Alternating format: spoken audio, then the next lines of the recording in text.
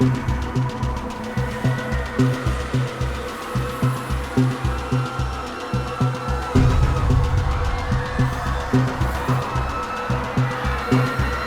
from China. Coronavirus, Brexit, and trade tips may be making headlines everywhere now, but we have something even bigger to worry about. Something that will change our lives forever in just 8 years. It's the year 2030, and China is a new superpower that has conquered the world. In this video, we will explain to you why and how it will affect your daily life. Welcome to the Why Factory, where we answer life's biggest questions. China is the new Soviet Union, which was dubbed an evil empire by American President Ronald Reagan in 1983, and the Chinese President Xi Jinping is the new Stalin.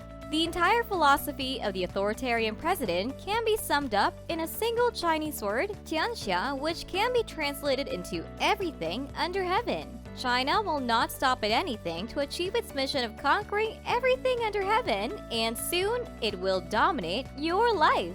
Let's rewind a bit and see how we got here in the first place.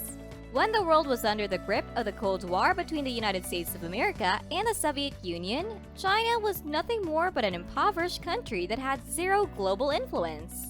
It was only in the 1970s that China slowly opened its doors to the West, and by the 1990s, the big powers wanted China to play an active part in world politics and economy. Of course, China wanted to join it. Meanwhile, the Soviet Union collapsed. The internet was born somewhere around the same time, and the US, being the sole superpower at that time, saw the world as its oyster, with brilliant opportunities everywhere. American business began shifting their production to lower cost, developing countries like China to increase profits. The world was now under the full effect of globalization, but this came at a cost. What was the cost? We'll get into that in a few minutes. Now, to put the rapidness of China's growth into better perspective, consider this. China's total GDP in 1980 was just under $90 billion at the current dollar value. Fast forward to today, it is over $12 trillion and is still climbing up, with no signs of slowing down. The world has never ever seen such enormous growth in such short time. Cut to the present day, and the Asian behemoth has seen massive economic gains just in the past decade, and economists have been promising that this is just the tip of the iceberg when it comes to China's future potential. These economic changes are happening right as we speak and are attracting entrepreneurs and those looking for new financial opportunities amid China's seemingly unstoppable growth. Oblivious to the Western world, inviting China to be a part of the bigger picture played right into their mission of communism. How could the ideas, principles of freedom, and technology that had won America 2 wars possibly be wrong? While the leaders in Beijing certainly admired these incredible achievements, they were far away from adopting these ideas and principles. To them, communism was always a priority, and they simply adapted it to rebrand it. The communists in China are nowhere near Mao's original philosophy of communism. Xi Jinping calls it socialism with a Chinese character. On the outside, it simply appears to be a super dynamic market focused on capitalist growth. But if closely observed, it is also a totalitarian, top-down structure dominated by rigid rules and social restrictions. So, if China does conquer the world, you'll probably have to say goodbye to freedom as you know it. Here we are at the cusp of an autocratic regime that is hardwired in its rules with very minimal flexibility. But we have got to be joking, right? Things like this can't actually happen. Let's revisit Tianxia now. This principle proposes domination at the hands of the Han community, which is China's ruling class, and that the world will be subservient to China. Xi, or the Son of Heaven, will be the sole ruler of the world. The Chinese government has already laid out a detailed strategy to overtake the US as a dominant power in the world. The vision is to do this by 2049, which will mark the centennial of China's Communist Revolution, and several economists and other analysts around the world agree that China is well on track to achieve its goals. The strategy is not something that we're brewing out of thin air. It has been well documented in Chinese literature and has been sanctioned and published by organizations affiliated to the PLA, or People's Republic Army, for more than 50 years now. Xi's vision of the Chinese Communist Party influencing and controlling the state and eventually the rest of the world is crystal clear. These are not merely words to make people happy that have no true meaning to them. These are clear instructions to party members to stop at nothing. These grand dreams of world domination are nothing new. In fact, they are a part and parcel of most communist ideologies. It can even be traced all the way back to Karl Marx and his infamous theories about capitalism and communism. However, for the Chinese, this just blends in perfectly with their country's long history. It still isn't clear whether the people of China actually believe in this rhetoric, or if the leaders are simply using it to keep the citizens in line.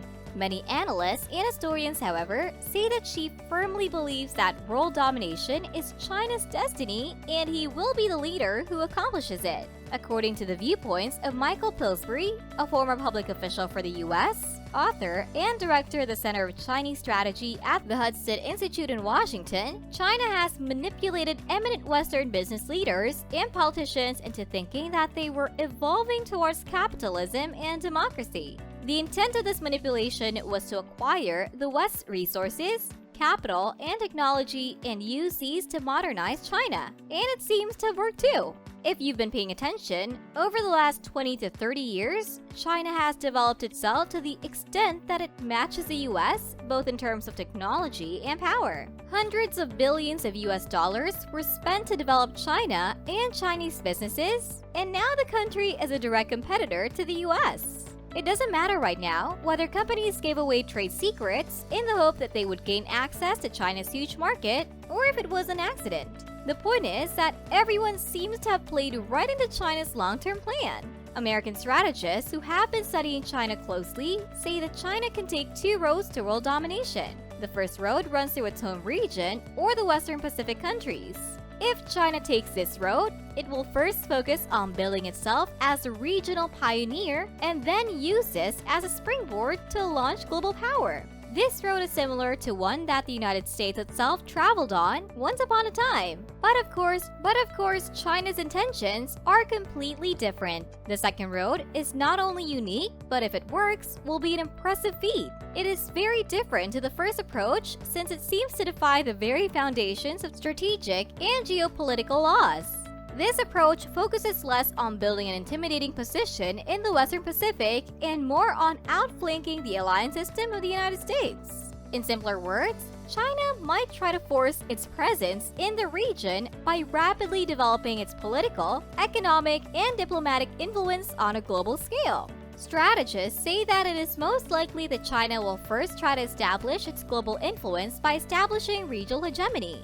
This means that, unlike what the Soviet Union did during the Cold War, China will not physically occupy neighboring countries, with the exception of Taiwan and Tibet, but will instead try to make itself the dominant player in the Western Pacific region. The region includes the island chain countries of Japan, Taiwan, and Philippines, and beyond them. If it takes this road, it will have to gain an effective veto over strategic security and economic choices of these countries to ultimately rupture or break America's alliance in the region. China intends to push the US naval forces further and further away from its own shores, and if it cannot do so, it will never have a safe bubble from which it can protect power. And China seems to be gearing up to do so. If you've been watching the news, you'll know about China's naval shipbuilding program, which put more vessels to sea between 4 years, from 2014 to 2018, than the total ships that belong to the German, Spanish, Indian, and British navies combined.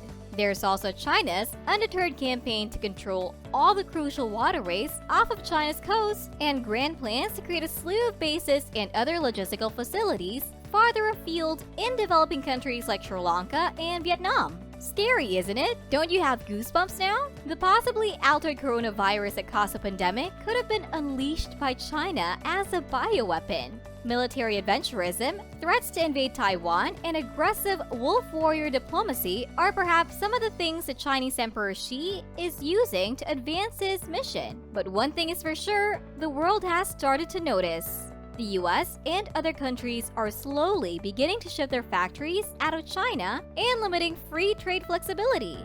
Efforts are slowly being ramped up to address the gravity of the situation. But the question that we have to ask ourselves here is, Is it too late to stop China from dominating our lives by 2050? Is the damage irreversible? What do you guys think? Let us know in the comments below. Before you head off, don't forget to smash that like button and share this video. Subscribe to the Y Factory as we begin the quest to answer more big questions that are on everyone's minds. Thanks for watching. Goodbye.